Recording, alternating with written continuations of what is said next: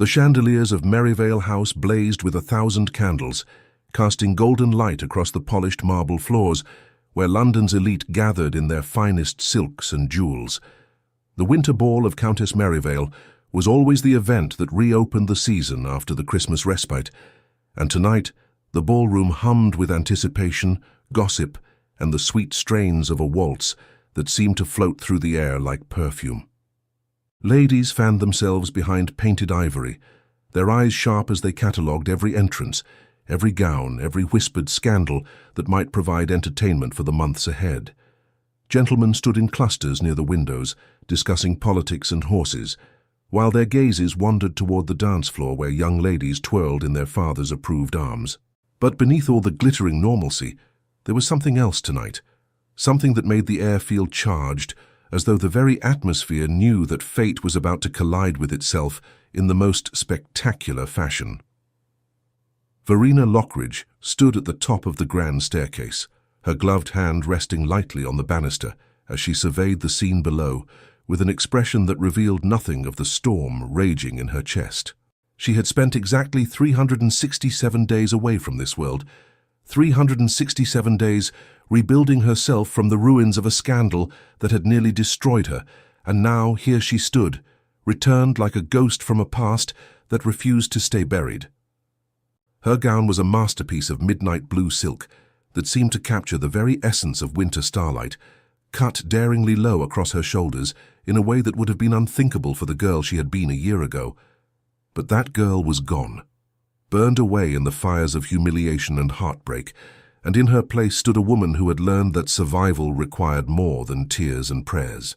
Her dark hair was swept up in an elegant arrangement that left her neck exposed, and around her throat she wore a single strand of pearls that had belonged to her grandmother, the only piece of jewelry she had refused to sell during the darkest months of her exile. She took a breath, feeling the corset restrict her ribs in a way that seemed almost comforting in its familiarity, and began her descent. The first whispers started before she reached the bottom step. She could feel eyes turning toward her like flowers following the sun, could sense the ripple of recognition moving through the crowd as people realized who she was and began the rapid calculations that society demanded. Was she to be acknowledged or cut? Had enough time passed for forgiveness, or was the scandal still too fresh? Verena kept her chin high and her expression serene, though inside she felt like a soldier walking into battle without armor. She had spent weeks preparing for this moment, rehearsing in front of mirrors until her smile looked genuine, and her walk conveyed confidence rather than terror. Her aunt, Lady Pemberton, had insisted that she must return to London eventually, that hiding away in the country would only confirm the worst rumors and doom her to a life of exile from everything she had once known. And so Verena had come, armed with nothing but determination and a heart that had learned to beat despite being shattered. She accepted a glass of champagne from a passing footman and moved through the crowd with deliberate grace, nodding to acquaintances who seemed surprised to see her and ignoring those who turned away with theatrical disdain. The ballroom was exactly as she remembered it, from the enormous portrait of the late Earl of Merivale that dominated one wall to the strategic arrangement of potted palms that created intimate corners for clandestine conversations. She had attended dozens of balls in this very room, had danced until her feet ached and laughed until her cheeks hurt, had believed with the foolish certainty of youth that her life would unfold like a fairy tale, with guaranteed happiness at the end. How naive she had been, how blindly trusting in a world that rewarded beauty and breeding but showed no mercy to those who stumbled. Miss Lockridge. Lady Pemberton appeared at her elbow, her angular face set in an expression of determination. The Duchess of Silverton has expressed a desire to speak with you. This is an excellent opportunity. Verena nodded, understanding that her aunt was essentially commanding her to be charming and grateful for any crumbs of acceptance that society deigned to throw her way. She followed Lady Pemberton through the crowd, aware that conversations paused as they passed and then resumed with renewed intensity. The Duchess of Silverton was a formidable woman whose approval could open doors or slam them shut with equal finality, and Verena knew that this interaction would be watched and dissected by everyone present.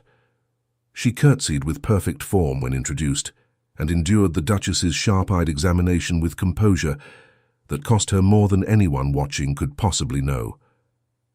"So you've returned," the Duchess said finally, her voice carrying the weight of judgment. "Your aunt tells me you've been residing in Yorkshire." "Yes, Your Grace. I found the countryside conducive to reflection and recovery." Verena kept her tone neutral, offering neither excuses nor defiance. The Duchess's lips twitched in what might have been approval or amusement. "Reflection is a luxury afforded to those with the strength to face what they see in the mirror. Tell me, Miss Lockridge, have you emerged from your reflection with wisdom or merely bitterness?" It was a test, Verena realized, and a dangerous one. The wrong answer would confirm her as either weak or vindictive, neither of which would serve her return to society. "I've emerged with clarity, Your Grace," she said quietly. "The understanding that one's worth is not determined by a single moment, no matter how catastrophic it may seem." The Duchess studied her for a long moment, before nodding once sharply. "Then perhaps there is hope for you yet. Society is cruel, but not entirely without mercy for those who demonstrate genuine character. We shall see what the season brings." With that pronouncement, she swept away, leaving Verena feeling as though she had just survived the first battle of a very long war. Lady Pemberton squeezed her arm in approval, but before she could speak, a sudden hush fell over the ballroom like a blanket dropped from the ceiling. Conversation stuttered and died, the musicians played their last notes and fell silent, and every head turned toward the main entrance where a figure stood framed in the doorway, like a portrait of aristocratic perfection. Verena felt the blood drain from her face even before she looked, because she knew with a certainty that lived in her bones exactly who had arrived. Damien Hawkesbury, Duke of Ashbourne, entered the ballroom with the kind of presence that made lesser men feel inadequate, and women's hearts raced despite their better judgment. He was dressed in formal black that emphasized his broad shoulders and lean frame, his dark hair perfectly styled, his expression one of carefully controlled indifference that Verena recognized as his armor against a world that constantly demanded his attention. He was beautiful in the way that dangerous things often are, and as he moved through the parting crowd toward the Countess, Verena felt a year's worth of carefully constructed defenses begin to crumble. She had loved this man with the kind of desperate totality that only the young and foolish can achieve. She had believed every word he whispered, had trusted in promises made in moonlit gardens, and stolen moments when the world seemed to exist only for the two of them. She had given him everything, her heart and her innocence and her faith in a future they would share, and he had repaid that gift by destroying her reputation and walking away without a backward glance when the consequences of their secret courtship had been discovered in the worst possible way. The scandal had erupted like a volcano one terrible night when Lady Winterbourne had found Verena leaving the Duke's private study at a house party, her clothing dishevelled and her lips swollen from his kisses. That the Duke had been proposing marriage at that very moment, that Verena had believed herself on the verge of becoming the happiest woman in England, meant nothing when weighed against the appearance of impropriety. Lady Winterbourne had screamed for witnesses, and within hours the story had spread through the house party, and then London like wildfire, embellished with each retelling until Verena found herself painted as a scheming temptress who had tried to trap the Duke into marriage through seduction. And Damien had not defended her. When his formidable mother, the Dowager Duchess, had summoned him and demanded he denounce the relationship to save the family reputation, he had done exactly that. He had stood before Verena in a room full of hostile witnesses and declared that she had pursued him relentlessly, that he had never made promises of marriage, that her claims were the desperate fantasies of a woman with more ambition than sense. She still remembered the look in his eyes as he spoke those words, how they seemed to plead for understanding even as they delivered destruction. She had waited for him to recant, to fight for her, to prove that what they had shared was real and worth defending, but he had simply bowed, offered his insincere regrets for any misunderstanding, and left her to face the consequences alone. Now he stood in the same ballroom where they had first danced together, and Verena found herself unable to look away, despite knowing that every eye in the room was watching to see how this drama would unfold. The Duke completed his greeting with the Countess and turned to survey the assembled guests, his gaze sweeping across the crowd with aristocratic disinterest until suddenly, inexplicably, it stopped. His eyes locked onto hers across the length of the ballroom, and for one suspended moment the world ceased to exist. Verena saw shock flash across his features, quickly followed by something that looked almost like pain before the mask of indifference slammed back into place. But it was too late, because she had seen the truth beneath the facade, had recognized that whatever else he might be, he was not indifferent to her presence. The music began again, breaking the spell, and couples moved onto the dance floor as though nothing momentous had occurred. But Verena knew better, because her hands were shaking and her heart was racing, and she felt like she might shatter into 1,000 pieces if she didn't get out of that room immediately. She murmured an excuse to her aunt and moved quickly toward the terrace doors, desperate for air and escape from the suffocating weight of all those staring eyes. The night air hit her face like a slap, cold and sharp, and exactly what she needed to pull herself back from the edge of panic. The terrace overlooked the Countess's famous gardens, now sleeping under a light dusting of snow that made everything look clean and pristine, as though the earth itself was starting fresh. Verena gripped the stone balustrade and focused on breathing, on feeling the bite of winter air in her lungs and the solid reality of stone beneath her palms. She had survived the last year because she had learned to live with the pain rather than trying to escape it, had accepted that some wounds never fully heal but can be managed. Seeing Damien should not have affected her this way, should not have brought back all the feelings she thought she had buried so carefully. "You shouldn't be out here alone." His voice came from behind her, low and rough in a way she remembered from whispered conversations in darkened corners. "It's not safe." Verena didn't turn around because she couldn't trust herself to maintain composure if she looked at him directly. "I wasn't aware that terraces had become dangerous in my absence, Your Grace. Has London developed a plague of aggressive shrubbery?" She heard him move closer, felt his presence like heat at her back. "You know what I mean. A lady alone in a dark garden is an invitation for gossip, and you of all people should be careful about appearances." The casual cruelty of that statement, the implication that she bore responsibility for her own destruction, snapped something inside her. Verena spun to face him, all the rage and hurt of the past year blazing in her eyes. "How dare you? How dare you stand there and lecture me about reputation when you are the architect of my ruin? You destroyed me with your silence and your cowardice, and now you have the audacity to suggest that I should be more careful." Damien flinched as though she had struck him, and good, she thought savagely, let him hurt even a fraction of what she had endured. Up close he looked older. There were lines around his eyes that hadn't been there before, and a hardness to his jaw that spoke of sleepless nights and difficult choices. But he was still devastatingly handsome, still possessed the kind of magnetism that made her body betray her better judgment by wanting to move closer instead of away. "I did what I had to do," he said finally, his voice carefully controlled. "My mother made it clear that if I acknowledged our relationship, she would destroy your family. Your father's financial troubles were not as secret as you believed, Verena. One word from the Dowager Duchess to the right creditors, and your entire family would have been ruined, not just you.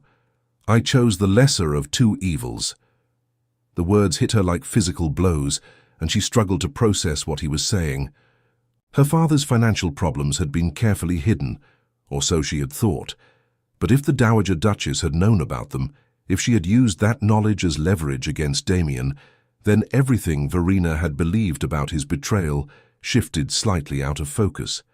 But it didn't change the fundamental truth, which was that he had sacrificed her to save himself and his precious family name. "So you threw me to the wolves to save them," she said bitterly. "That's supposed to make me feel better. You're still a coward, Damien. You had a choice and you chose your comfort and position over my honor and happiness. Don't pretend that was noble." His hand shot out and gripped her arm, not painfully but firmly enough that she couldn't pull away, without making a scene that would be visible to anyone who happened to look out the terrace windows. "I chose survival for everyone, instead of destruction for all of us. Do you think I wanted to hurt you? Do you think it didn't destroy me to say those things, to watch you suffer and know I was the cause? I have lived with that guilt every day for the past year, have endured my mother's satisfaction and society's approval while feeling like I was dying inside. Then you should have fought harder, Verena whispered, and was horrified to feel tears threatening. She had sworn she would never cry over this man again, had spent months teaching herself to be strong and independent, and whole without him. You should have chosen me. Something in Damien's expression cracked, the careful control giving way to raw emotion that made him look younger and more vulnerable than she had ever seen him. I did choose you. I chose you by keeping you alive and your family intact. My mother didn't make idle threats, Verena. She would have destroyed everyone you loved without hesitation if I had defied her. At least this way you survived, even if you hate me for it. Before Verena could respond, before she could sort through the tangle of emotions that his confession had unleashed, a voice cut through the night air like a knife. How touching, the Duke explaining away his sins to his former plaything. I do hope we're not interrupting. They both turned to find Lady Celestia Pembroke standing in the terrace doorway, flanked by two other women, whose expressions radiated malicious glee. Lady Celestia was beautiful in a cold, calculating way, and had been one of Verena's closest friends before the scandal. Afterward, she had led the charge in cutting Verena from polite society, and Verena suspected it had less to do with moral outrage and more to do with the fact that Celestia had always wanted Damien for herself. Lady Celestia, Damien said coolly, releasing Verena's arm and stepping back to put proper distance between them. I was merely ensuring that Miss Lockridge was well. The ballroom was quite warm. Oh, I'm sure you were, Celestia purred, moving closer with the grace of a predator. Just as you were ensuring her well-being last year when she was found leaving your study in a state of considerable dishevelment. Tell me, Your Grace, do you make a habit of these charitable endeavours, or is Miss Lockridge special in some way? The insult was clear and calculated, designed to humiliate Verena and remind everyone within earshot of her disgrace. Verena felt her cheeks burn but forced herself to remain calm, to not give Celestia the satisfaction of seeing her wounded. She had learned in her exile that bullies fed on fear and pain, and the only way to defeat them was to refuse to provide either. Lady Celestia, she said with icy politeness, I had forgotten how your mind tends to inhabit the gutter. It must be exhausting to see scandal in every innocent interaction. Perhaps you should return to the ballroom before you catch a chill out here. I understand that winter can be particularly harsh on cold-blooded creatures. One of Celestia's companions gasped, and for a moment Celestia's beautiful face contorted with rage before she managed to smooth it back into a sneer. Clever. I see you've grown claws during your banishment. But wit won't restore your reputation, Miss Lockridge. Nothing can do that. Then it's fortunate I no longer seek society's approval, Verena replied calmly. I've learned that the opinions of small minds are rarely worth the effort of consideration. Before Celestia could respond, the Countess herself appeared on the terrace, her expression thunderous. Lady Celestia, your mother is looking for you. I suggest you attend her immediately, and take your companions with you. It was not a request, and even Celestia knew better than to disobey a direct order from their hostess. She shot one last venomous look at Verena before sweeping back inside, her friends trailing behind her like ducklings following their mother. The Countess turned to Verena and Damien with a stern expression that somehow seemed more amused than angry. You two are causing quite the sensation inside. Half the ballroom is placing bets on whether you'll reconcile or duel with pistols at dawn. I'm not sure which option they're hoping for more enthusiastically. I apologize for the disruption, Lady Merivale, Damien said smoothly. It was not my intention to create a spectacle. Intentions rarely matter where you're concerned, Your Grace, the Countess replied tartly. You have a talent for attracting drama, simply by existing. Miss Lockridge, I suggest you return inside and dance with someone appropriate. Lord Whitfield has been asking after you, and he's far too boring to be involved in scandal, which should suit your current needs perfectly. It was kindly meant, Verena realized, this suggestion that she establish herself as respectable by accepting attention from a reliably dull aristocrat. The Countess was offering her a path back to acceptance, and Verena knew she should be grateful. But the thought of making small talk with Lord Whitfield while Damien watched from across the ballroom felt like torture. Thank you, Lady Merivale, she said quietly. You're very kind. I'm practical, the Countess corrected. Kindness is for those who have the luxury of sentiment. Now go inside before I'm forced to explain to the Duke's mother why her son is lurking on terraces with scandalous young women. The Dowager Duchess frightens me considerably more than any ghost or demon could." Verena nodded and moved toward the door, but Damien's voice stopped her. "Verena?" Just her name, spoken with such weight that she had to look back at him. "I meant what I said. About everything." She held his gaze for a long moment, seeing past the aristocratic mask to the man beneath, the one who had whispered poetry to her in moonlit gardens and promised her forever. "So did I," she said finally. "About everything." Then she walked back into the ballroom, leaving him standing in the cold with the Countess and the ghosts of what they had once been. The rest of the evening passed in a blur of forced conversations and dances with partners whose names Verena immediately forgot. Lord Whitfield turned out to be exactly as boring as advertised, droning on about sheep breeding with the kind of enthusiasm most men reserved for horses or hounds. She smiled and nodded, and felt Damien's gaze on her like a physical touch, tracking her movements from wherever he stood, making his own obligatory social appearances. She danced with 3 other gentlemen, accepted compliments on her gown from several ladies who seemed cautiously willing to acknowledge her again, and endured her aunt's whispered instructions about maintaining proper behavior. By the time the ball ended, and she finally escaped to her aunt's carriage, she felt exhausted in a way that had nothing to do with physical exertion.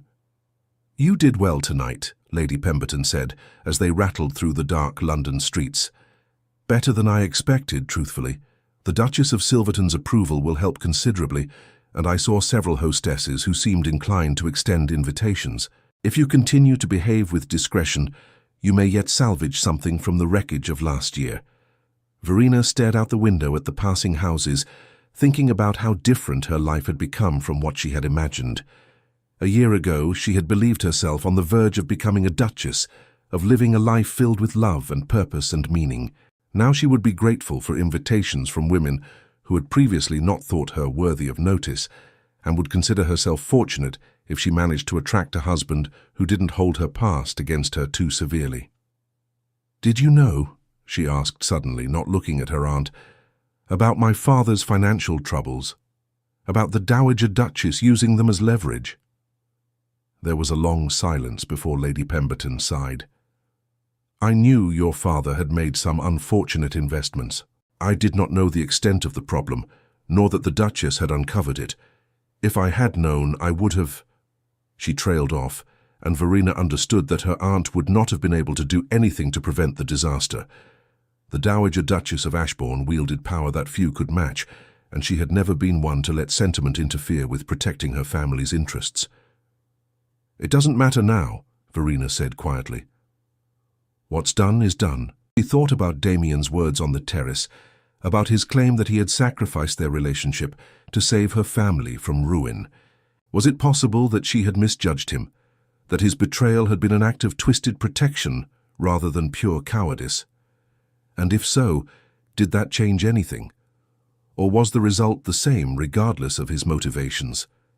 She didn't sleep that night, lying awake in her narrow bed in her aunt's townhouse and staring at the ceiling while her mind replayed every moment of the evening. She thought about the way Damien's mask had cracked on the terrace, revealing genuine pain beneath the aristocratic indifference. She thought about Lady Celestia's vicious smile and the Countess's pragmatic kindness. She thought about all the people who had watched her walk through that ballroom, judging and speculating and placing bets on her future, like she was a horse at the races rather than a human being with feelings and dignity. And she thought about the girl she had been a year ago, so innocent and trusting, believing that love conquered all and that good people were rewarded in the end. That girl was gone, burned away in the fires of public humiliation and private heartbreak. In her place was someone harder, someone who understood that the world did not operate on fairy tale principles and that survival required strength rather than sentiment. She should hate Damien for what he had done, regardless of his reasons. She should close her heart to him completely and focus on rebuilding her life without the complication of feelings that could only lead to more pain. But when she finally drifted into uneasy sleep as dawn broke over London, her dreams were filled with dark eyes and whispered promises, and she woke with tears on her cheeks that she pretended were merely the remnants of an emotional evening rather than evidence of a heart that refused to accept its own destruction. The following days brought a flurry of activity as the season properly began. Verena received invitations to several events, each one representing a small step back toward acceptance.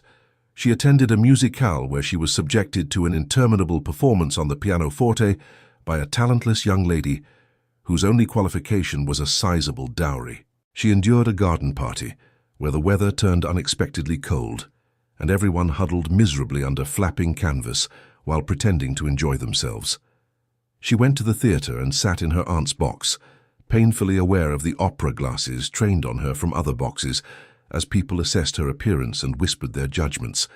And at every event, Damien was there, not approaching her, not speaking to her, but present nonetheless, his gaze finding hers across crowded rooms as though drawn by some invisible cord.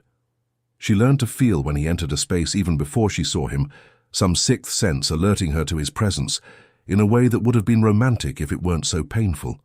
She watched him dance with other women and felt jealousy burn in her chest, despite knowing she had no right to such feelings. She saw Lady Celestia attach herself to his arm at every opportunity and wanted to scream at the injustice of it all. 3 weeks after the Merivale ball, Verena attended a small dinner party at the home of Lady Thornbury, who had decided that Verena's scandal was sufficiently in the past to make her an acceptable guest.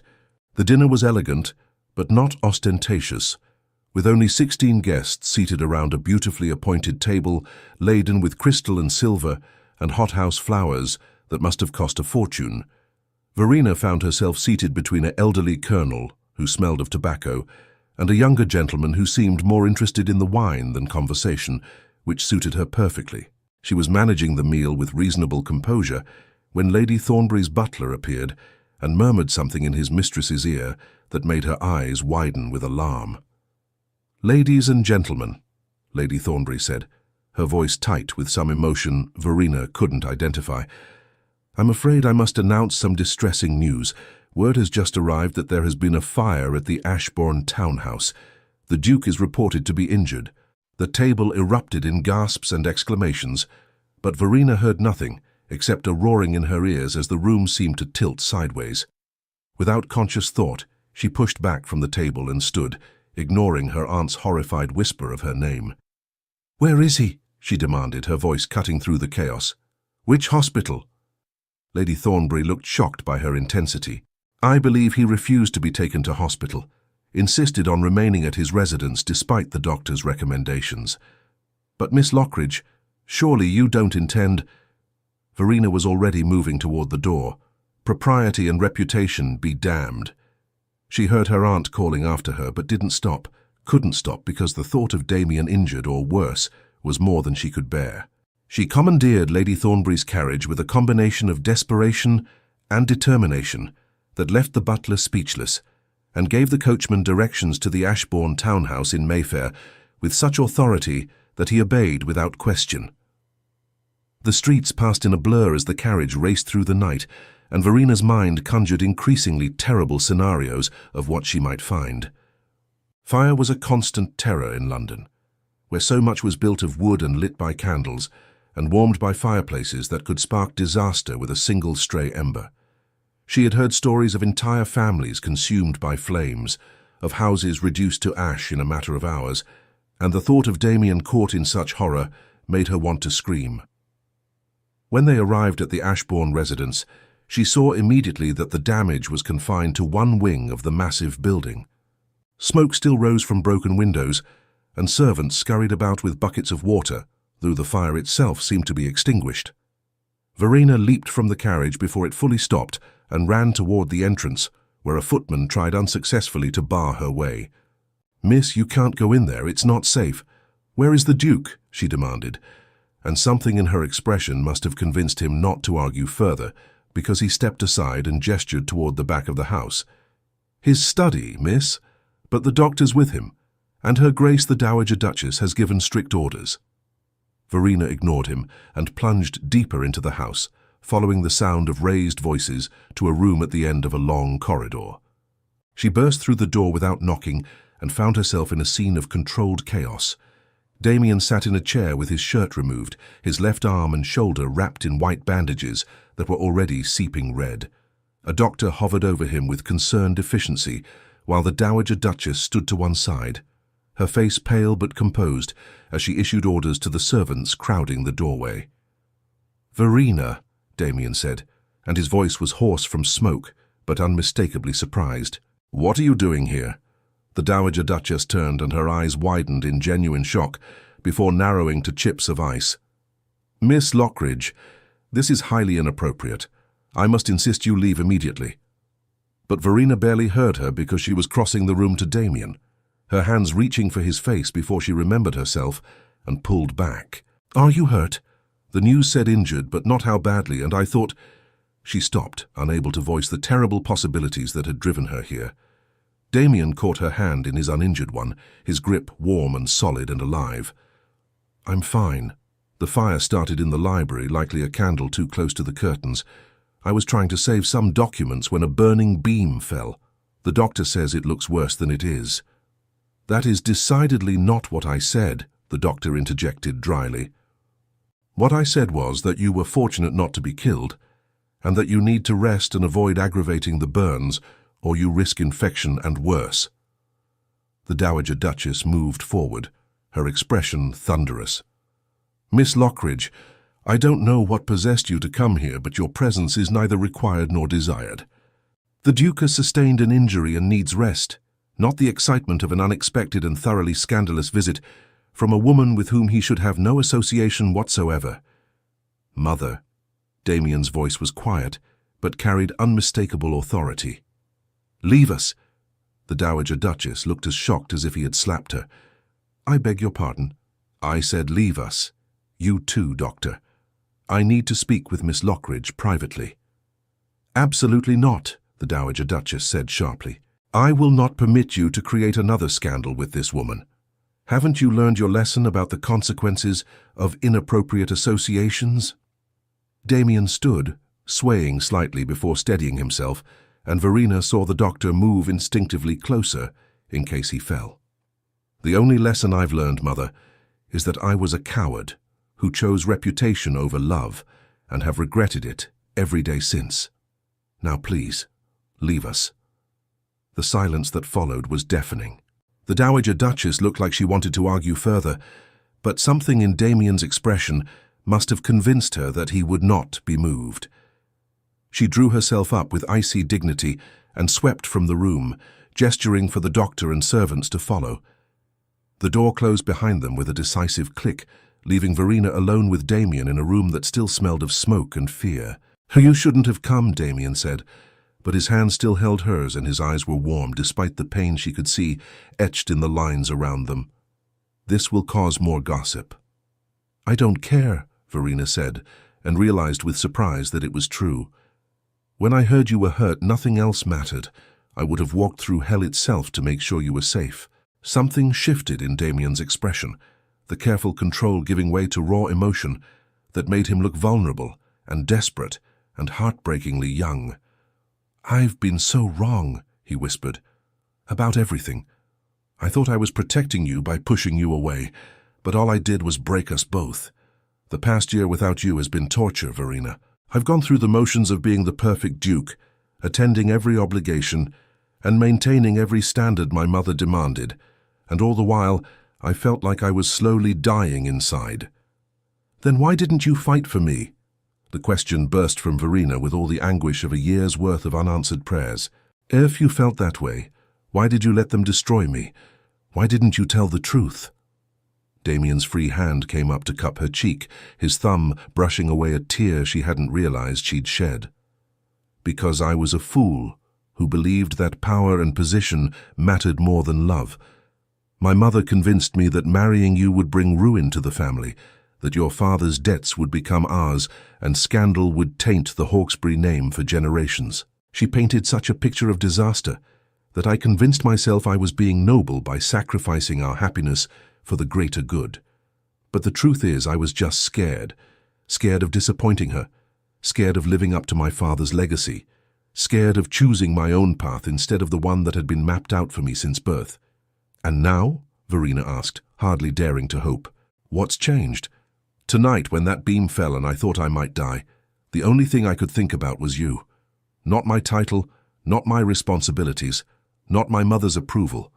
Just you, and all the moments we should have had together, but I threw away like they meant nothing. I realized that I've been living half a life going through the motions without any real purpose or joy, and I don't want to do that anymore. I don't want to wake up another morning without you. Don't want to attend another ball and watch you dance with other men. Don't want to spend another year pretending that I don't love you with every fiber of my being. The words washed over Verena like a flood, breaking down the wall she had built so carefully around her heart. She wanted to believe him, wanted to trust that this time would be different, but fear held her back. Your mother will never accept this. She'll do everything in her power to separate us again. Then let her try, Damien said fiercely. I'm done living my life according to her dictates.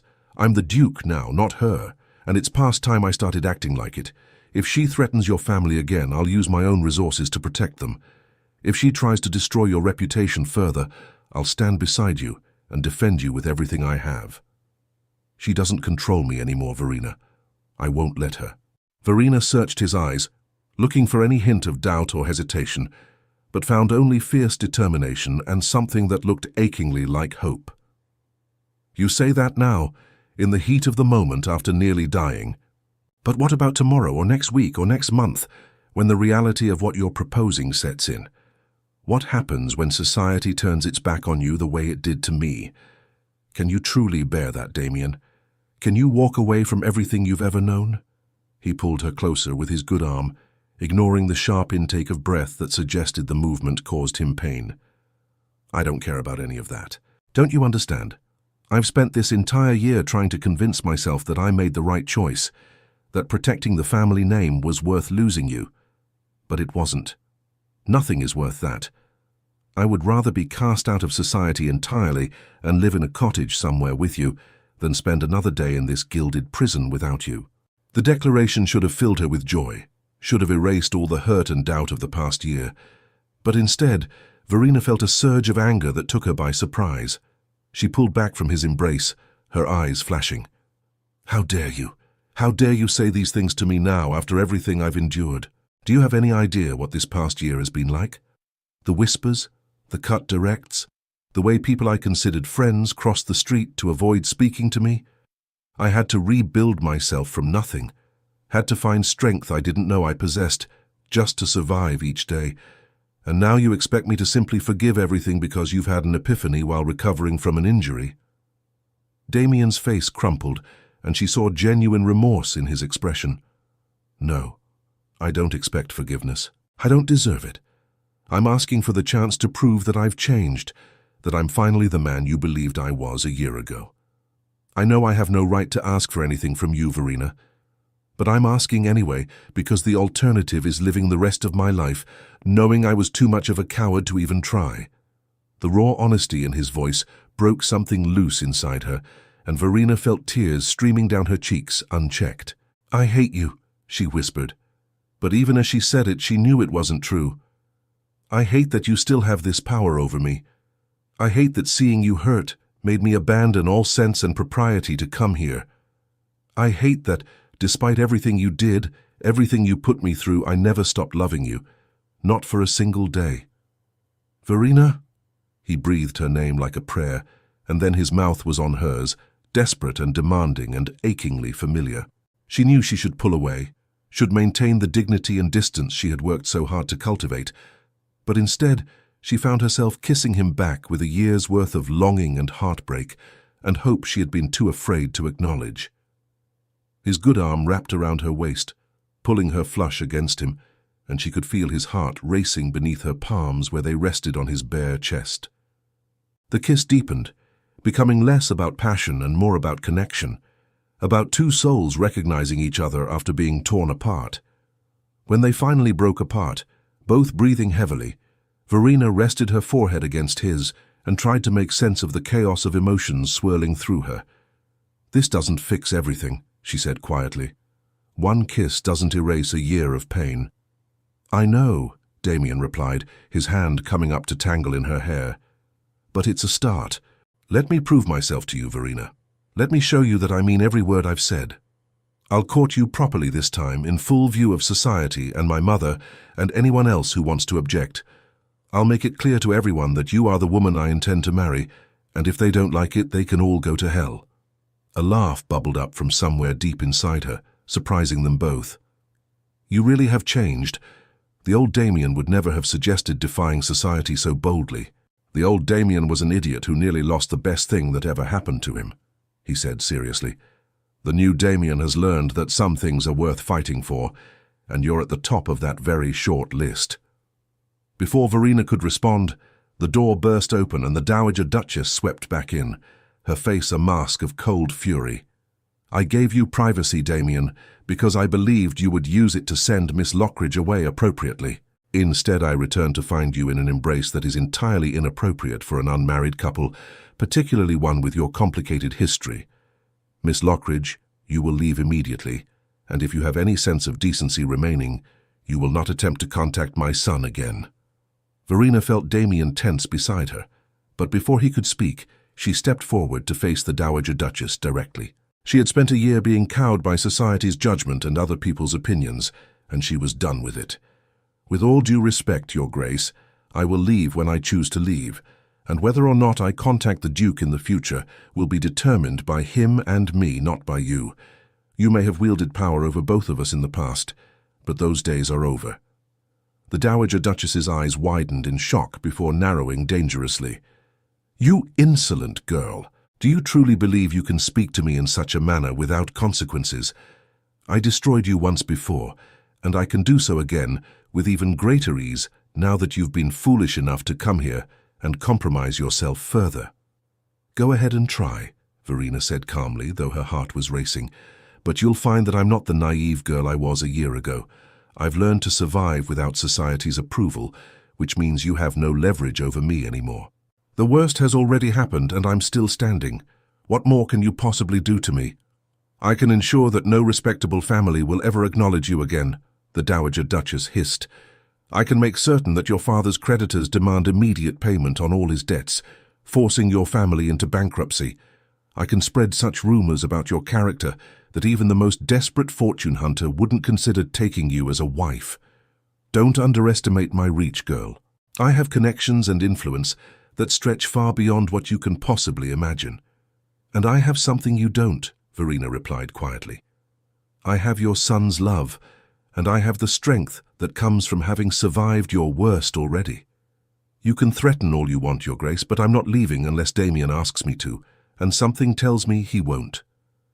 Damien moved to stand beside Verena, his posture protective despite his injury.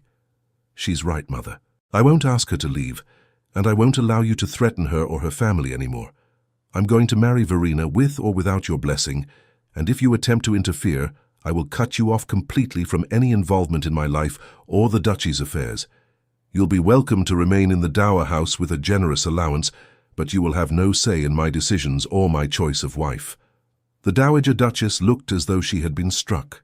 Her face went pale, then flushed with color as rage and disbelief warred across her features. "You would choose this nobody over your own mother, over the family legacy that your father worked his entire life to build and protect?" "Father worked his life to build a legacy of honor and integrity," Damien said firmly, "and there's no honor in sacrificing the woman I love to maintain appearances. I'm choosing Verena, and I'm choosing the kind of man I want to be rather than the puppet you've been trying to make me. That's my final word on the matter." For a long moment, the Dowager Duchess simply stared at her son, and Verena could see the calculation happening behind her eyes as she weighed her options and realized she was truly losing control. Then, with deliberate precision, she drew herself up and delivered her final blow. "Very well. Marry your little scandal if you must, but don't expect me to attend the wedding or acknowledge her as my daughter-in-law, and don't come crying to me when society turns its back on you both and you realize what you've thrown away for the sake of infatuation." With that, she swept from the room in a rustle of expensive silk, leaving behind a silence that felt heavy with the weight of bridges burned and futures irrevocably altered. Verena felt her knees go weak now that the confrontation was over, and Damien caught her with his good arm, guiding her to sit in the chair he had vacated. "That went well," she said weakly, and was surprised when Damien laughed. "Better than I expected, honestly. She didn't threaten to disinherit me or have us both arrested for moral turpitude, so I'm counting it as a victory." He knelt beside her chair, wincing slightly at the movement, and took her hand in his. "Are you all right? I know that was difficult." Verena looked down at their joined hands and felt something settle inside her, a sense of rightness that she hadn't experienced in over a year. "I'm terrified," she admitted. "Your mother is right about one thing. Society will make our lives very difficult if we go through with this. We'll be cut from invitation lists, excluded from events, subjected to gossip and speculation. Your friends will distance themselves, and people we've known our entire lives will treat us like pariahs." "I know," Damien said seriously, "and I won't pretend it will be easy. But Verena, I would rather face all of that with you by my side than spend another day living the half-life I've been enduring. We'll find our own happiness, create our own circle of friends from people who value character over reputation. We'll travel if London becomes too suffocating. Spend time at the country estate where society's rules matter less. We'll build a life together that's genuine and real, rather than the performance I've been giving for the past year." She cupped his face with her free hand, seeing the sincerity in his eyes and feeling the last of her resistance crumble. "You're asking me to take an enormous leap of faith, to trust that this time will be different, that you won't abandon me again when things get difficult." "I know I am," he acknowledged, "and I know I haven't earned that trust yet. But I'm asking you to give me the chance to earn it back, one day at a time, one choice at a time. Let me prove that I'm worthy of your love, Verena. Let me spend the rest of my life making up for the pain I've caused you." The vulnerability in his voice, the absolute honesty of his plea, shattered the last of the walls around her heart. She had spent a year trying to hate him, trying to convince herself that she was better off without him, but the truth was that she had never stopped loving him despite everything. And maybe, just maybe, he deserved the chance to prove that he had truly changed. "All right," she whispered, and saw hope flare in his eyes like a candle in darkness. "I'll give you that chance. But Damien, if you hurt me again, if you choose duty or reputation over me one more time, I'm gone. I won't give you a third opportunity to break my heart. Do you understand?" "Completely," he said, and then he was kissing her again, softer this time, a kiss that felt like a promise and a prayer and the beginning of something new. When they broke apart, he rested his forehead against hers and said quietly, "I'm going to do this properly. Tomorrow I'm going to call on your aunt and formally request permission to court you. Then I'm going to take you driving in Hyde Park at the fashionable hour where everyone can see us together. I'm going to make it abundantly clear to all of London that you are under my protection and that anyone who treats you with disrespect will answer to me." "That will cause an enormous scandal," Verena pointed out, though she couldn't help smiling at his determination. "Good," Damien said firmly. "Let them talk. Let them whisper and speculate and judge. We'll show them that we don't care about their opinions, and eventually they'll move on to the next scandal. But in the meantime, I want everyone to know that you're mine and I'm yours, and that nothing and no one is going to come between us again." The possessiveness in his tone should probably have bothered her, but instead, Verena found it oddly comforting. For so long she had felt adrift and alone, an outsider looking in at a world that had rejected her. The idea of having someone powerful and determined standing beside her, fighting her battles with her instead of abandoning her to face them alone, was intoxicating. "I should go," she said reluctantly, glancing at the door. "Your mother is right about one thing. My being here unchaperoned is terribly improper, and we don't need to give society more ammunition against us than they already have." "Probably wise," Damien agreed, though he made no move to release her hand. "But before you go, I want you to promise me something. Promise me that no matter what happens in the coming weeks, no matter what my mother or Lady Celestia or anyone else tries to do to separate us, you won't run away. You'll come to me, talk to me. Let me fight for us instead of assuming the worst and retreating." It was a fair request, given how their last separation had unfolded largely due to miscommunication and assumptions. Verena nodded slowly. "I promise. But you have to promise me the same thing. No more sacrificing our happiness for some misguided sense of duty or protection. If there's a problem, we face it together. Together, Damien echoed, and sealed the promise with a kiss that left her breathless and dizzy and more hopeful than she had been in a very long time. When Verena finally returned to her aunt's townhouse in the borrowed carriage, she found Lady Pemberton pacing the drawing room in a state of agitation that bordered on panic. "There you are. Do you have any idea what you've done? Running off in the middle of a dinner party to visit an injured man, and not just any man, but the Duke of Ashford, the very person whose scandal nearly destroyed you. The gossip is already spreading like wildfire. Lady Thornbury's guests couldn't wait to share the news of your shocking departure, and I've already received 3 notes from concerned friends warning me about your behavior." "I don't care," Verena said calmly, removing her cloak and gloves with steady hands.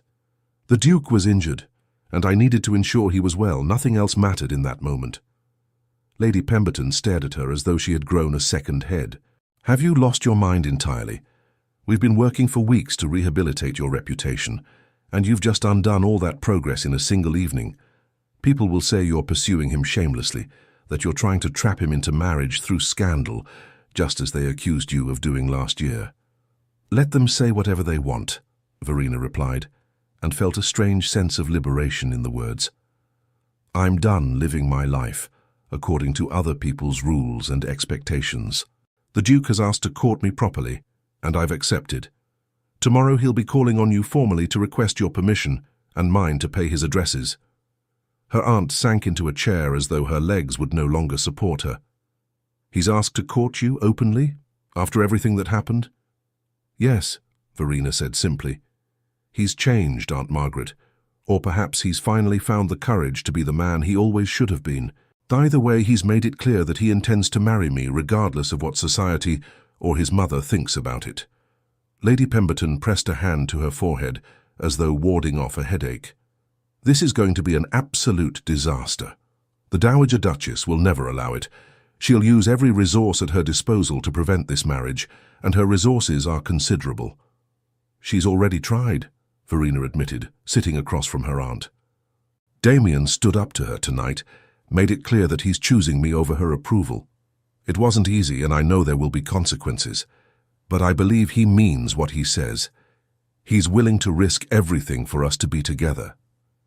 Her aunt studied her for a long moment, and Verena saw the calculation happening behind her eyes. Finally, Lady Pemberton sighed deeply. "You love him. Despite everything he did to you, despite all the pain and humiliation, you still love him." It wasn't a question, but Verena answered anyway. "Yes, I wish I didn't, honestly. It would make everything so much simpler if I could just hate him and move on. But I can't seem to stop loving him, no matter how hard I try." "Love is the most inconvenient of all emotions," Lady Pemberton said dryly. "It makes us do foolish things and take risks we know we shouldn't. But I suppose if you're determined to pursue this path, the least I can do is support you. Heaven knows you'll need all the allies you can get in the coming weeks."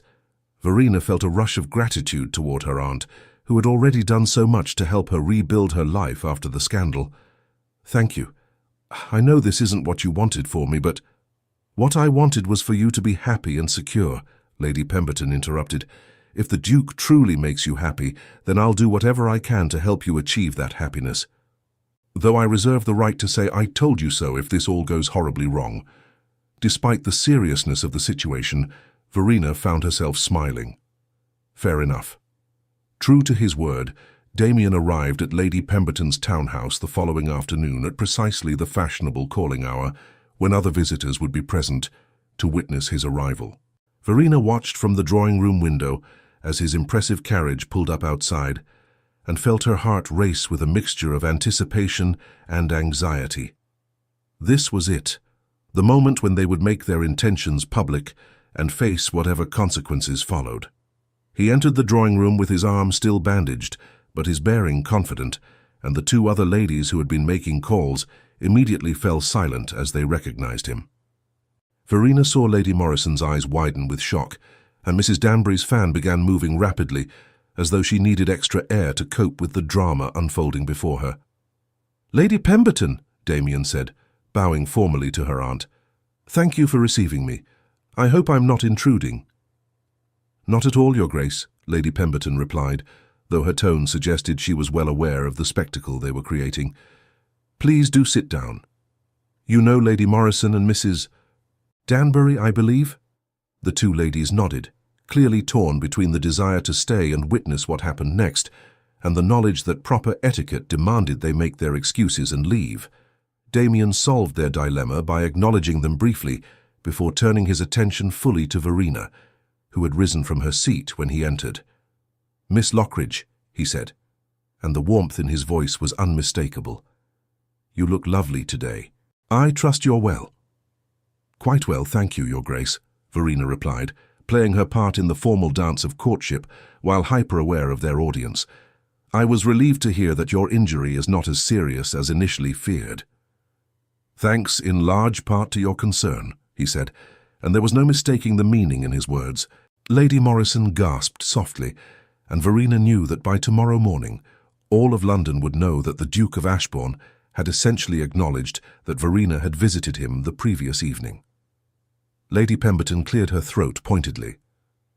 "Your Grace, perhaps you would care for some tea?" "That would be most kind," Damien replied, but his eyes never left Verena's face.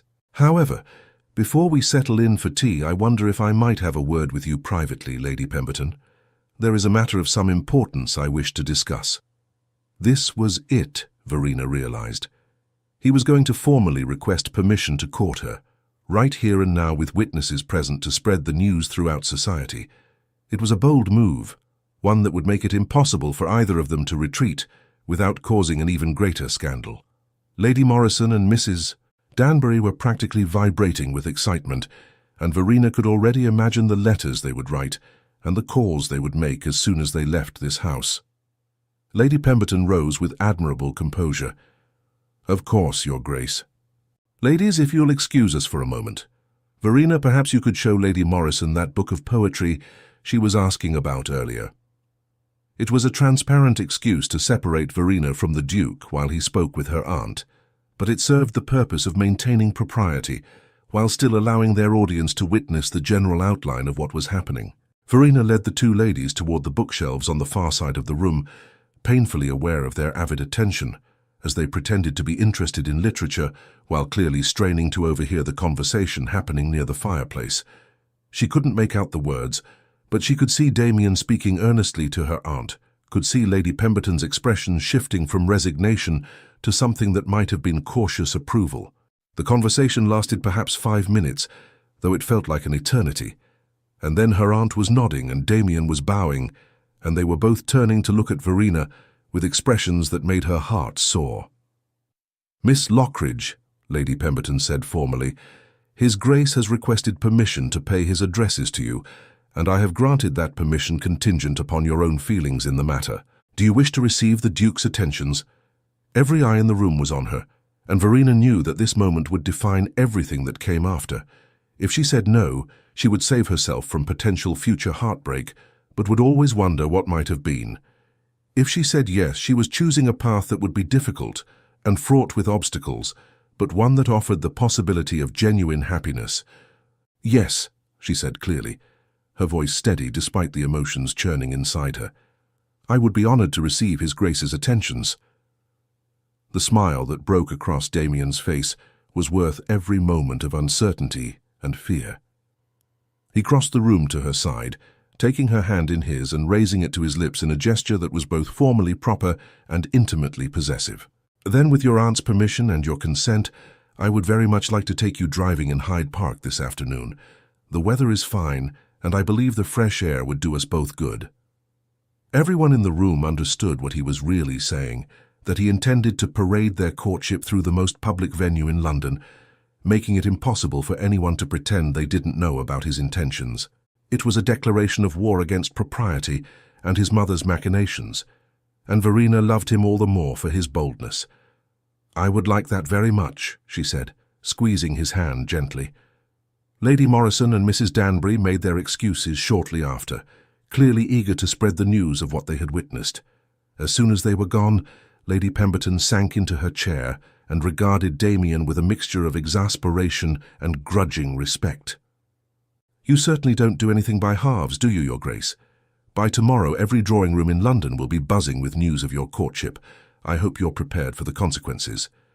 "I am," Damien said firmly, "and I want everyone to know exactly where I stand. Miss Lockridge's reputation suffered because of my cowardice last year. The least I can do now is make it absolutely clear that she has my full support and protection." "The Dowager Duchess will be furious," Lady Pemberton pointed out. "My mother's feelings are no longer my primary concern," Damien replied. "Verena's happiness is." An hour later, Verena found herself seated beside Damien in his elegant open carriage as they made their way toward Hyde Park. She was acutely aware of the stares they attracted as they passed through the streets, could see curtains twitching in windows as people peered out to confirm the unlikely sight of the Duke of Ashford driving through London with the scandal-tainted Miss Lockridge beside him. "Having second thoughts?" Damien asked quietly, noticing her tension. "About 100 of them," Verena admitted. "But I'm not backing out if that's what you're worried about. I just wish people would stop staring quite so obviously." "They'll have plenty more to stare at when we reach the park," Damien said with grim humour. "The fashionable hour is when everyone goes to see and be seen. We'll be providing the entertainment for the entire ton this afternoon." He wasn't wrong. When they entered Hyde Park, Verena saw heads turning all along Rotten Row, the popular riding path where London's elite came to parade their finest horses and newest fashions. Conversations stopped mid-sentence as people caught sight of them, and Verena could practically feel the weight of judgment and speculation pressing down on her shoulders. But Damien seemed utterly unbothered, guiding his horses with easy confidence, while nodding to acquaintances as though this were the most natural thing in the world. "Your Grace," a voice called out, and Verena turned to see Lady Celestia riding toward them on a magnificent bay mare, her expression a careful mask of surprise that didn't quite hide the fury in her eyes. "What an unexpected pleasure. And Miss Lockridge, how interesting to see you here." "Lady Celestia," Damien replied coolly. "Yes, Miss Lockridge has agreed to accompany me on a drive. The weather is exceptionally fine today, don't you think?" "Indeed," Celestia said through gritted teeth, her gaze moving between them as though trying to decipher exactly what was happening. "I had thought Miss Lockridge was still residing quietly in the country. Her return to London society has been quite sudden." "Not at all," Verena said smoothly, finding strength in Damien's solid presence beside her.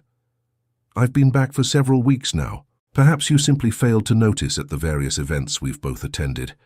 The barb hit home, and Celestia's pleasant mask slipped for just a moment before she recovered. "How careless of me. Well, I'm sure we'll be seeing much more of each other now that you've re-emerged. Do enjoy your drive." With that barely veiled threat, she urged her horse forward and disappeared into the crowd of riders. "That went about as well as expected," Damien observed. "Celestia won't let this go easily.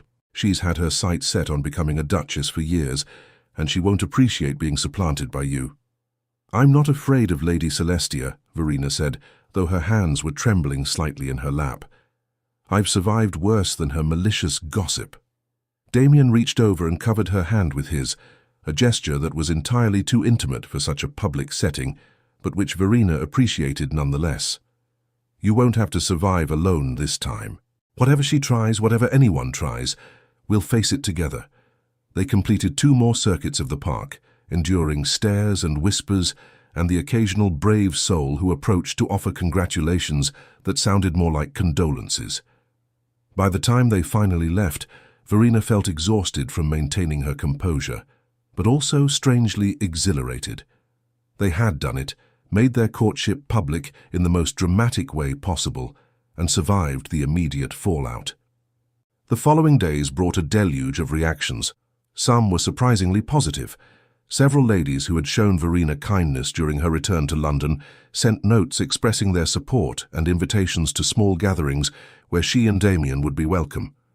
But there were also plenty of negative responses. 3 hostesses who had previously invited Verena to upcoming events sent apologetic notes withdrawing their invitations, clearly not wanting to risk the Dowager Duchess's displeasure by hosting her son's controversial courtship.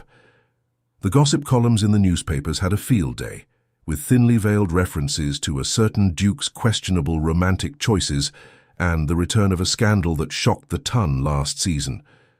But through it all, Damien remained steadfast. He called on Verena every afternoon at the proper time, took her driving regularly, attended the few social events where they were both welcome, and made it clear to anyone who would listen that his intentions were serious and honorable. Slowly, gradually, the initial shock began to fade, and people started to accept that the Duke of Ashford was truly courting Miss Lockridge despite all the obstacles.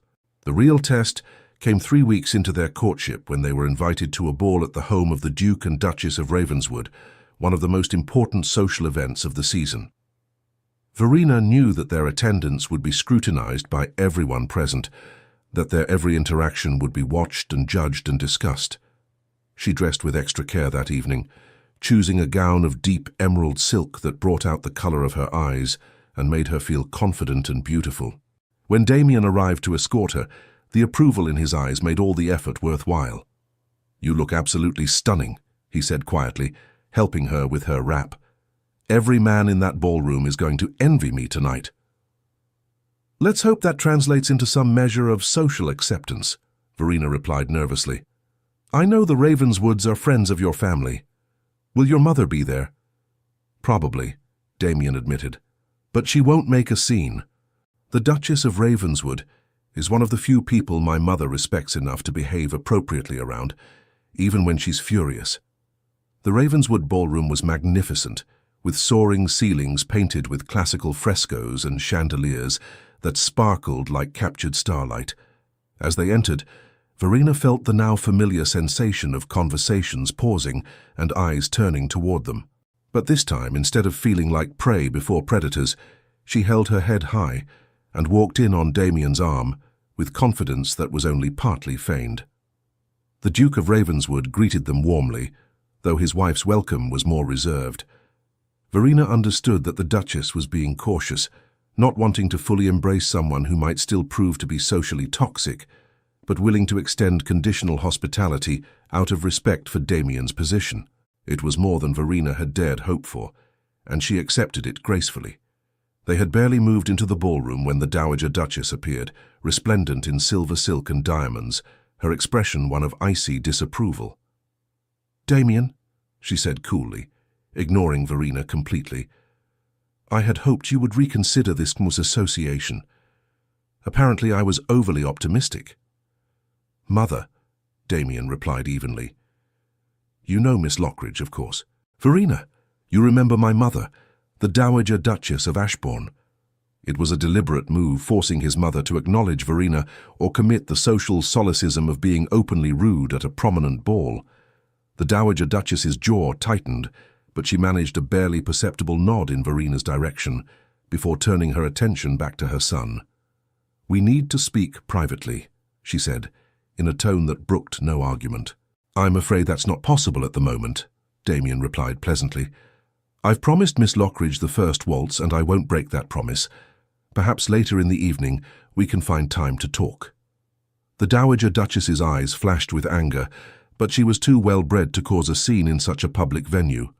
"Very well, later then. But we will speak, Damien. There are matters that must be addressed." With that ominous pronouncement, she swept away, leaving a wake of whispered speculation. "That was tense," Verena said quietly, as Damien led her toward the dance floor. "It could have been worse," he replied. "At least she didn't throw wine in anyone's face or challenge us to a duel." The absurdity of the image made Verena laugh, and she felt some of the tension leave her shoulders. When the music began and Damien swept her into the waltz, she allowed herself to simply enjoy the moment. The feel of his hand at her waist, the way they moved together as though they'd been dancing their entire lives, the knowledge that despite everything, they were together and fighting for their future. "Happy?" Damien asked softly as they turned across the floor. "Surprisingly, yes," Verena admitted. "Terrified and anxious and worried about what comes next, but also happy." "Is that strange?" "Not at all," he said, his eyes warm as they gazed into hers. "I feel exactly the same way. It's like standing on the edge of a cliff, terrifying, but also exhilarating, because we're finally taking control of our own lives." The waltz ended too soon, and they were immediately surrounded by other guests wanting to engage them in conversation.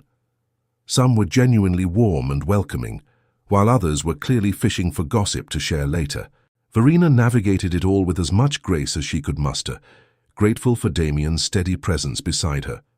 It was later in the evening, when Verena had stepped away to the ladies' retiring room, that she encountered Lady Celestia again. The other woman was standing by the mirror, adjusting her hair with studied casualness, but Verena wasn't fooled. This meeting was no accident. "Miss Lockridge," Celestia said sweetly, turning to face her with a smile that didn't reach her eyes. "How lovely you look tonight. The Duke certainly seems smitten. It must be gratifying to have recaptured his attention after last year's unpleasantness." "I'm not interested in playing games with you, Celestia," Verena said tiredly. "If you have something to say, just say it directly." Celestia's smile sharpened. "Very well. I'll be direct. You're deluding yourself if you think this courtship will end in marriage. The Duke may be infatuated now, may even believe he wants to marry you, but when it comes time to actually make that commitment, to stand before his peers and society and declare you his Duchess, he'll falter. He did it once before, and he'll do it again. Men like Damien Hawkesbury don't marry women like you. They marry women like me, women with impeccable reputations and family connections that enhance rather than tarnish their position." The words struck deep, because they echoed Verena's own secret fears, the doubts that kept her awake at night despite Damien's reassurances. But she had learned during her year of exile that showing vulnerability to predators like Celestia was a mistake. So instead of flinching, she stepped closer and met the other woman's gaze directly. "You know what the difference is between you and me, Celestia. I don't need to marry a duke to have value and worth. I've learned to stand on my own, to find strength in myself rather than in a man's title or society's approval. You, on the other hand, have built your entire identity around landing the right husband, and you're terrified because you can see that slipping away. The Duke doesn't want you, he never did. And all the scheming and malicious gossip in the world won't change that fundamental truth." Celestia's face flushed with rage, and for a moment Verena thought she might actually strike her. But then another woman entered the retiring room, and Celestia was forced to compose herself. "We'll see," she hissed quietly. "We'll see who's standing beside the Duke when this is all over." Then she swept from the room, leaving Verena alone with her racing heart and shaking hands. When Verena returned to the ballroom, she found Damien waiting for her with a concerned expression. "Are you all right? You look pale." "I'm fine," she assured him, though she wasn't entirely certain that was true. "Just a minor confrontation with Lady Celestia. Nothing I couldn't handle." Damien's jaw tightened. "What did she say to you?" "Nothing that matters," Verena replied, not wanting to repeat Celestia's poisonous words. "She's just trying to shake my confidence, but it didn't work." He studied her face for a long moment before nodding slowly. "If she bothers you again, I want you to tell me. I won't have her or anyone else making you uncomfortable." They stayed at the ball for another hour, fulfilling their social obligations and demonstrating to everyone present that they were a united front. By the time they finally left, Verena was exhausted, but also feeling cautiously optimistic. They had survived another test, had shown society that they weren't going to be intimidated or driven apart by gossip and disapproval. The carriage ride back to Lady Pemberton's townhouse was quiet, both of them lost in their own thoughts. When they arrived, Damien helped her down and walked her to the door, his hand warm and solid around hers.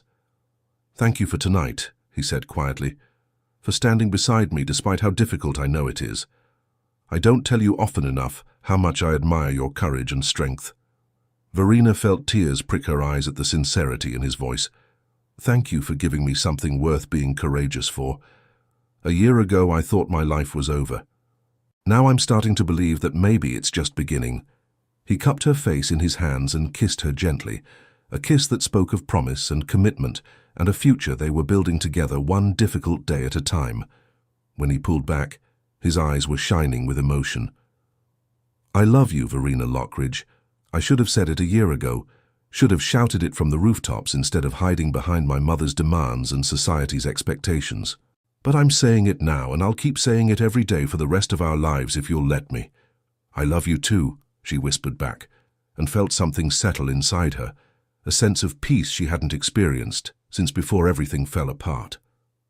"Despite all the reasons I shouldn't, despite everything that's happened and everything that might still go wrong, I love you." They stood there on her aunt's doorstep for a long moment, neither wanting to break the spell, until finally the door opened and Lady Pemberton appeared with a knowing expression. "I hate to interrupt what is clearly a romantic moment, but you're creating quite a spectacle for the neighbours, and we've had enough scandal for one season. Miss Lockridge, inside please. Your Grace, good evening." Damien laughed and bowed formally. "Good evening, Lady Pemberton. I'll call tomorrow afternoon if that's acceptable." "I suppose I couldn't stop you if I tried," Lady Pemberton replied dryly.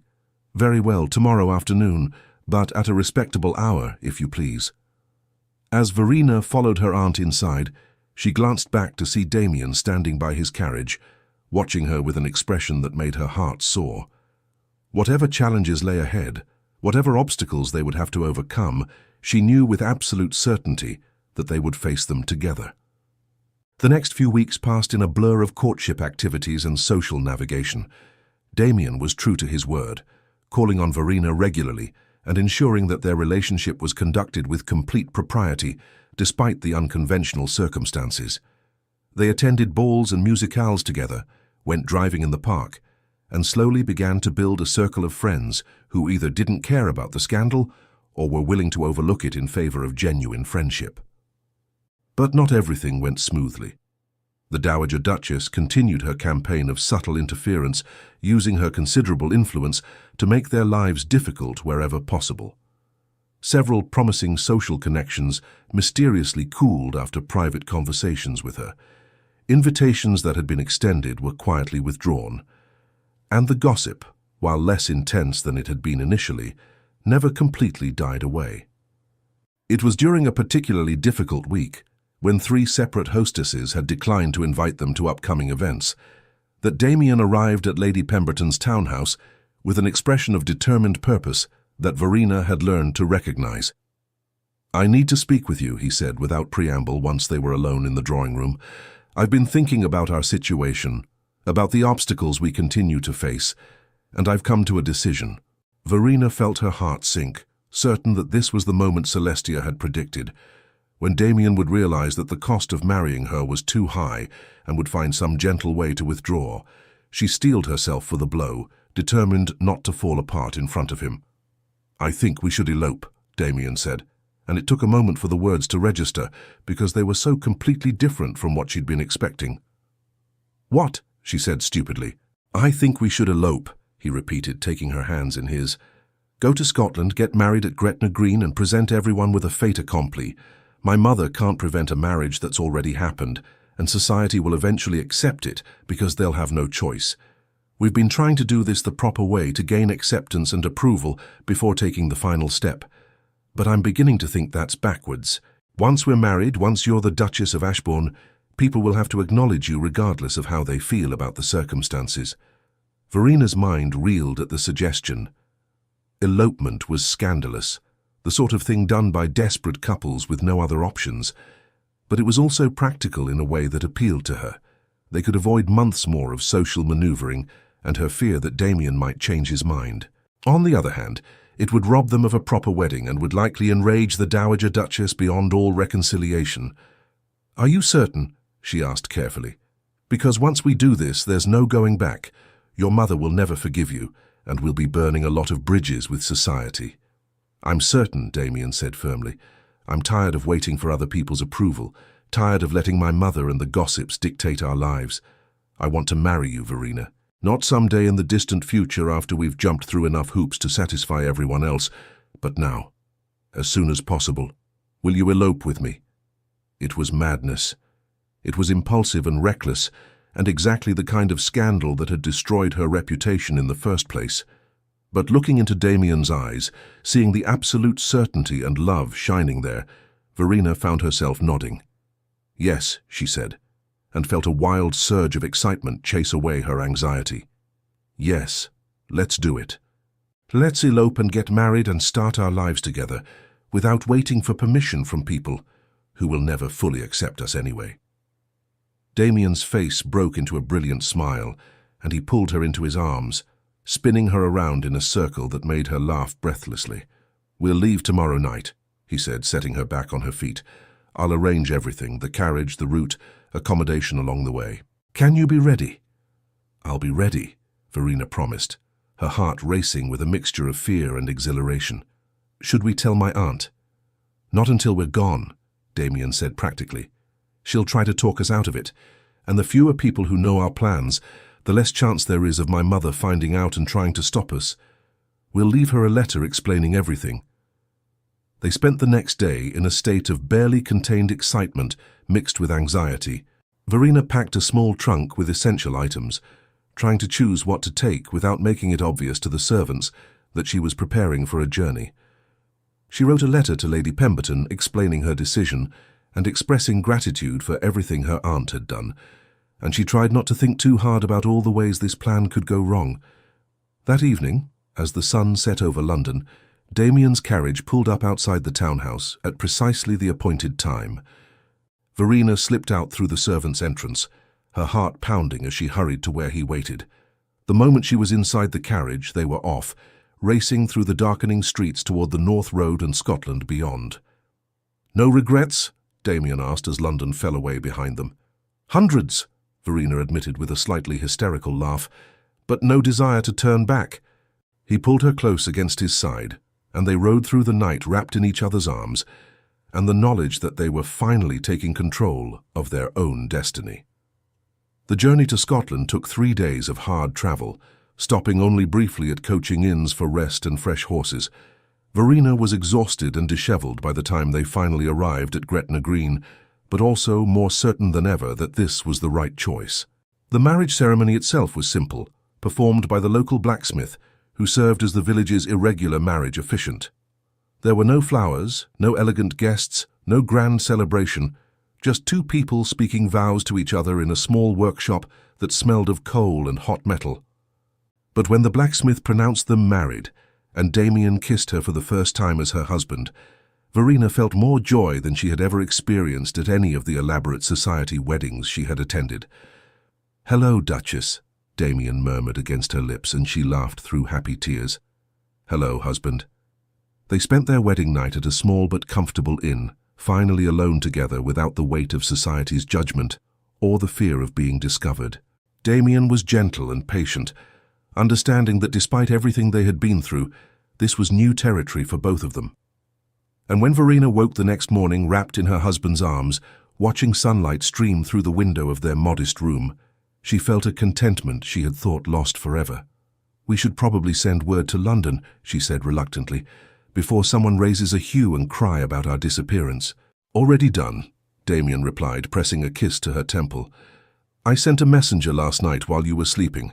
By now my mother and your aunt both know that we're married. I imagine the reactions are dramatic." That was putting it mildly, as they discovered when they finally returned to London a week later. The Dowager Duchess had apparently gone into seclusion at the Dower House, refusing to speak to anyone about her son's scandalous elopement. Lady Pemberton was torn between relief that Verena had secured such an advantageous match and fury at having been deceived about their plans. And society was, predictably, ablaze with gossip about the Duke who had thrown propriety to the winds and married his scandal-tainted love at Gretna Green. But the one thing no one could dispute was that Verena was now the Duchess of Ashbourne, with all the rights and privileges that title entailed. Women who had cut her just weeks before now had to acknowledge her or risk insulting one of the most powerful dukes in England. Invitations that had been withdrawn were hastily re-extended, and slowly, grudgingly, society began to accept what had happened. The first real test came at the Duchess of Silverton's annual autumn ball, one of the most prestigious events of the season. Verena dressed with extra care for the occasion, choosing a gown of midnight blue silk that complemented her new diamonds, a wedding gift from Damien that had belonged to his grandmother rather than his mother. As they prepared to leave, she caught sight of herself in the mirror and barely recognized the confident woman staring back at her. "Nervous?" Damien asked, coming to stand behind her and placing his hands on her shoulders. "Terrified," she admitted. This will be the first time I appear in society as your Duchess. Everyone will be watching to see if I measure up." "You'll more than measure up," he said firmly, meeting her eyes in the mirror. "You're stronger, smarter, and more compassionate than half the women in that ballroom combined. And you're my wife, which means you have every right to hold your head high and expect to be treated with the respect your position deserves." His confidence bolstered her own, and when they entered the Duchess of Silverton's ballroom an hour later, Verena found the strength to walk in with her head high and her hand resting confidently on her husband's arm. The Duchess greeted them warmly, clearly pleased to have such a notable couple at her ball, and that approval seemed to signal to the rest of society that it was acceptable to acknowledge the new Duchess of Ashbourne. Lady Celestia was there, of course, looking beautiful and bitter in equal measure. She watched from across the ballroom as Damien led Verena in the opening waltz, and Verena could see the defeat in her eyes. It should have felt triumphant, but instead, Verena just felt sad for the other woman, trapped in her own jealousy and unable to find happiness beyond comparing herself to others. The evening progressed smoothly, with Verena navigating conversations and social obligations with growing confidence. She danced with several gentlemen who seemed genuinely pleased to make her acquaintance, received compliments from ladies who were clearly reassessing their earlier judgments, and slowly began to feel like maybe, just maybe, she had finally found her place in this complicated world. It was near the end of the evening when an unexpected guest arrived, the Dowager Duchess of Ashbourne, making her first public appearance since the elopement. The ballroom fell silent as she entered, everyone watching to see how she would react to her new daughter-in-law. Verena felt Damien tense beside her, and she squeezed his hand reassuringly. The Dowager Duchess approached them with measured steps, her face an unreadable mask. When she reached them, she studied Verena for a long moment before speaking. "Duchess," she said formally, and the use of the title was significant, an acknowledgement of Verena's position and legitimacy. "I trust you're enjoying the evening?" "Very much, Your Grace," Verena replied carefully. "It's kind of you to inquire." Another long pause, and then the Dowager Duchess did something completely unexpected. She inclined her head in a small but unmistakable gesture of respect. "My son has made his choice, and I must accept it. I hope you will prove worthy of the position you now hold." It wasn't warm, wasn't anything close to acceptance or approval, but it was also not outright hostility. It was, Verena realized, as much as the proud woman was capable of offering, a truce if not peace. "I will do my utmost to honor the Ashbourne name and legacy," Verena said sincerely, "and I hope that in time we might find a way to move forward together as family."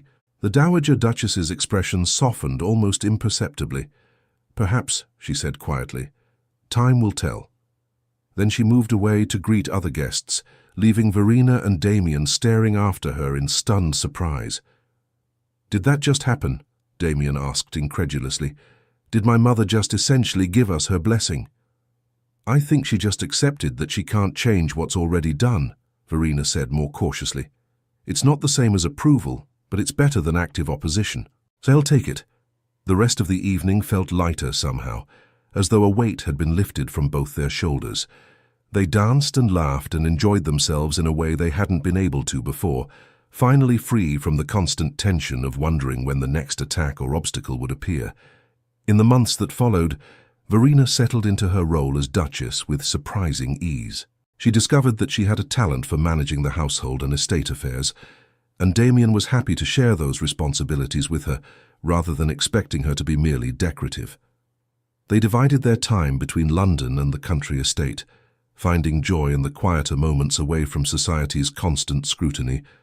The Dowager Duchess gradually thawed in her attitude toward Verena, though their relationship never became truly warm. But they learned to coexist civilly, and eventually even developed a grudging mutual respect. Lady Celestia faded from their social circle, eventually marrying a wealthy earl who seemed more interested in her connections than her personality. A year after their elopement, Verena stood in the nursery of Ashbourne Hall, gazing down at the tiny daughter sleeping peacefully in her cradle. The baby had her father's dark hair and her mother's delicate features, and looking at her, Verena felt a surge of love so powerful it almost hurt. "She's perfect," Damien said softly from the doorway, coming to stand beside his wife and wrap an arm around her waist. Just like her mother. She's going to grow up in a different world than we did, Verena said thoughtfully. We'll make sure of it. She'll never doubt that she's loved for who she is, rather than what society expects her to be. She'll know that her worth isn't determined by her ability to make a good match or maintain a spotless reputation. She'll be strong and brave like you, Damien agreed, pressing a kiss to Verena's temple. And she'll know that love is worth fighting for, even when the whole world seems set against you. Verena leaned back against her husband, feeling grateful for the long, difficult journey that had brought them to this moment. The scandal that had nearly destroyed her had ultimately led to something better than she could have imagined, a partnership built on genuine love and mutual respect rather than societal obligation. "Do you ever regret it?" she asked quietly. "Everything you gave up to be with me? The easy path you could have taken if you'd married someone else?" Damien turned her in his arms so he could look into her eyes. "Not for a single second. You're the best thing that ever happened to me, Verena. Every obstacle we faced, every difficulty we overcame was worth it to end up here with you and our daughter. I would do it all again in a heartbeat." She kissed him then, pouring all her love and gratitude into the gesture, and felt his arms tighten around her. Their daughter stirred in her cradle, making soft baby sounds, and they broke apart with matching smiles. "We should let her sleep," Damien whispered. "Come, let's go downstairs. Your aunt is arriving for dinner tonight, and you know how she likes everything to be perfect." As they left the nursery hand in hand, Verena reflected on how much had changed in the 2 years since that fateful winter ball, when she had returned to London broken and uncertain. She had learned that true strength came from within, rather than from society's approval. She had discovered that love required courage and the willingness to fight for what mattered most. And she had found that sometimes the most devastating setbacks could become opportunities for growth and transformation. The road had been difficult, filled with obstacles and heartbreak, and moments when giving up seemed like the easier choice. But she had persevered, had found the strength to demand the love and respect she deserved, and had built a life that was richer and more meaningful than the fairy tale she had once imagined. And that, Verena thought as she walked through her home beside the man who had learned to be worthy of her love, was worth every tear, every sleepless night, every moment of doubt and fear. Because true love wasn't the effortless romance of fairy tales, it was the choice to keep fighting, keep growing, keep building something real and lasting, even when the world tried to tear it apart. A message from our hearts to yours. My dearest readers, beautiful souls who have journeyed with Verena through darkness into light, this message is for you, and it comes wrapped in all the love and care we hold for each person who finds themselves in these pages. If Verena's story has resonated with you, if you've felt echoes of your own struggles in her pain or your own hopes in her triumph, then please hear this truth. You are worthy of a love that chooses you, again and again, especially when choosing you is difficult. Your value doesn't diminish because someone failed to recognize it. Like Verena, you carry within you a strength that may have been hidden, but has never truly left. Perhaps you've experienced your own betrayal, your own moment when someone you trusted walked away when you needed them most. Perhaps you've rebuilt yourself in the quiet corners of your life, piece by painful piece, wondering if you'll ever feel whole again. If so, know this. You are not broken, you are becoming. Never ever settle for love that makes you feel like you must earn it through perfect behavior or by making yourself smaller. Never accept someone who promises forever, but disappears when forever becomes complicated. True love, the kind that nourishes your soul rather than depleting it, will stand in the storm with you, will fight for you when fighting is required, will choose you over comfort and convenience. You are enough. Read that again. You are enough. Exactly as you are in this moment, with all your perceived flaws and past mistakes and uncertainty about the future. Your history doesn't write your destiny. Your heartbreaks don't define your capacity for joy. And you absolutely have the power to write a new chapter, to demand the respect and devotion you deserve, to build a life that honors your authentic, magnificent self. Like Verena, You may need to walk through fire to reach your happiness. You may need to stand alone before you can stand beside someone worthy of you. You may need to lose everything you thought mattered to discover what truly does.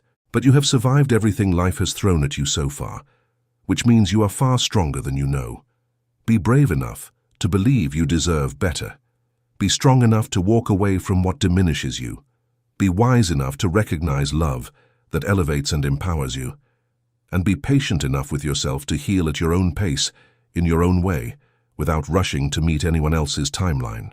Your love story is still being written, beautiful soul, and you are both the author and the heroine. Make it magnificent, make it true, make it yours.